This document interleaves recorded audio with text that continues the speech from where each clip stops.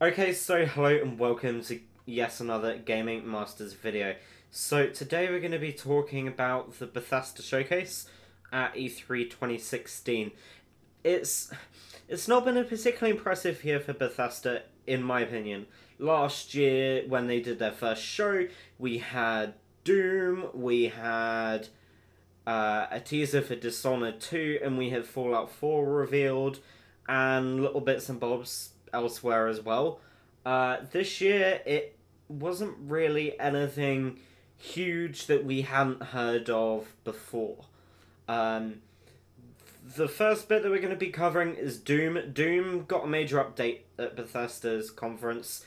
The first DLC pack, called Unto the Evil, will be coming soon, with new game modes in multiplayer, similar to Capture the Flag, called Exodus, and Sector, which is similar to King of the Hill, and also free-for-all modes as well, some new modes for that. New maps, a playable demon called the Harvester, a new gun, and a little bit of new armor as well. This is what's coming in the first DLC. I'm not sure if we've got a release date yet. I haven't seen anything to do with a release date, but that's the first bit of information we've got regarding this. Bethesda also announced a virtual reality version of Doom. This is going to support the HTC Vive. No other information was revealed regarding this. And also the first level of Doom's campaign is now available as a demo on PC, PS4, and Xbox One. I'm not sure if this is still around at the time of this podcast going live. At the time of making it, it was extended for another week, I think. So hopefully you can check that out. It's an interesting game. I'm not 100% sure on my opinions of it. I'm going to try and get a review up for Doom as soon as possible. So that was all that we really have related to Doom. A few little teasers of the DLC, a free demo of it, and VR mode announced for PC. We had quite a bit of information regarding Dishonored 2. It was a first official gameplay trailer by Bethesda, so it would be the first release on this engine, so I want to kind of like know what it looks like. Made by Arcane Studios, and I believe Dishonored 2 is coming out this year or next year. I can't see a date anywhere at the moment, but I shall just have a look for you. So Dishonored 2, November 11th, 2016. So yeah, I was just about right. So yeah, that's going to be an interesting release but I don't think that the original title, at least at the original launch, launched on Xbox One, PS4. It's a new engine, as I previously mentioned, and it's progressing from the first storyline. So it's going to be interesting. I'll leave a link down below in the description to Dishonored 2. I'm interested in it, but I want to see a bit more information regarding that title. Next thing that was revealed is a brand new Quake entry to the franchise. Quake Champions is going to be on PC. It's the first title in quite a few years that's been launched. It's going to have a lot more information revealed between the 4th and 7th of August, and it's mainly designed for esports, 120 Hz with unlocked frame rates, and they're really trying to, like, I suppose in some ways it's an anniversary edition of the original game. The original game launched 20 years ago. They're now kind of like trying to reboot it as such. A bit similar to the way that they've done with Doom, because it's a new title, changed the engine a bit, revamped it, done it for PC, etc. It looks interesting. I've never played Quake though. I know a lot of people talk about it. It's an arena-style first-person shooter, and it's going to be skill-based, of course, as you do in most esports games. So, yeah, I'm going to try it out, I think. I'm not sure if a price has been revealed as of yet. I'm not sure if it's free to play or if it's going to be something that you pay for. I suspect it's something that you're going to pay for. We'll have to wait and see for more information soon. Next title is also a reboot, which is Prey. Prey is a sci-fi action game by Arcane Studios, and are also the developers behind Dishonored 2 and Dishonored. So from 2012, that is. In Prey, you awaken aboard Talos 1, a space station orbiting the moon in the year 2032, and the basic trailer has been revealed. It looks like something very similar to Evil Within. I'm not particularly into horror games, but I might give it a try. It's due to be released in 2017 on Xbox One, PS4, and of course PC, as most games do nowadays.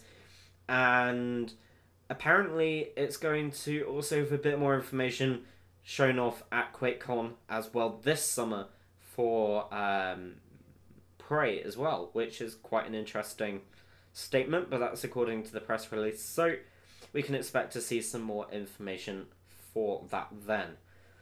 Moving on to the last thing, we had quite a few little bits and bobs expanding upon Skyrim and Fallout 4 and Fallout VR. Now, this was all in one little segment, so I've got it all in one article on the site right now. Basically, Skyrim is having a special edition released, and that's going to be releasing on the 28th of October. On Xbox One, PC, and PS4, it's going to be an upgraded version of the title. Has mods coming to consoles from PC. It has upgraded graphics, new features, and things like that. And if you have the PC version and all of its add-ons, you'll be able to upgrade to the new version for free, I believe. If you own a PC version of Skyrim and all its add-ons on Steam, you get a free upgrade to it when it releases on the 28th of October. And the same also applies to the Legendary Edition on Steam. So you get a bit of an upgrade with the Skyrim world. A lot of people wanted a next-gen version of Skyrim. A lot of people consider Skyrim as being the best entry to the Elder Scrolls universe. And I haven't really played much of it. I think I played about half an hour or so and then kind of stopped. I didn't find it particularly interesting, but it's not really my kind of title. But I understand why people enjoy it, and some people have sunk thousands of hours into this title. So fans of Skyrim are probably really excited for this. Next option is, next bit of content that they revealed was Fallout 4's upgraded Pip-Boy edition, which is going to be a deluxe Bluetooth edition, so it actually works Bluetooth wirelessly. This is produced with ThinkGeek, and it looks interesting. It's going to have some holotape, which disguises itself as a USB stick. Load it up in your face, so you can use it as an alarm, put music and stuff like that. It needs to be either in the US or Canada when it launches, but it's over $350, so that's fairly expensive, but you do have a few upgrades over the version that launched last year. Now, yesterday, Contraptions Workshop launched for Fallout 4. At the time of recording this video, the DLC is included in the Season Pass as elevators, sorting machines, conveyor belts, and loads of other awesome things with your bases and things. Following up in July, we'll be getting a Vault Tech Workshop update which will let you build your own vaults. And also in August, there will be a substantial pack called Nuka World, which will allow players to explore an amusement park. It includes story missions as well as new workshop items. Also revealed by Bethesda, this is the final thing that was revealed during their press conference, was Fallout 4 for HTC Vive VR headsets, and this will be released within the next 12 months of the E3 press conference, so June 2017 at the latest. And it looks interesting. Bethesda seem to be taking quite a stance in VR and trying to have most of their titles on VR. And I'm not sure if it's really worth them putting it onto VR because not many people have the platforms. I understand why they're doing it because they want to get the largest market share. They think it's cool. It's going to be an immersive experience, and some people just really want to game in VR. However, I think it's a little bit too early to be porting almost all of your first-party titles over to VR, and especially being an exclusive with HTC Vive. So that will be launching in the next 12 months. I was somewhat disappointed with the Bethesda press conference. There wasn't really anything unique. There wasn't really anything that wasn't like expected apart from Prey. It was mainly adapting stuff that had already been announced. I'd have liked possibly a new IP or a new title, something that really stole the show as such, like they did last year.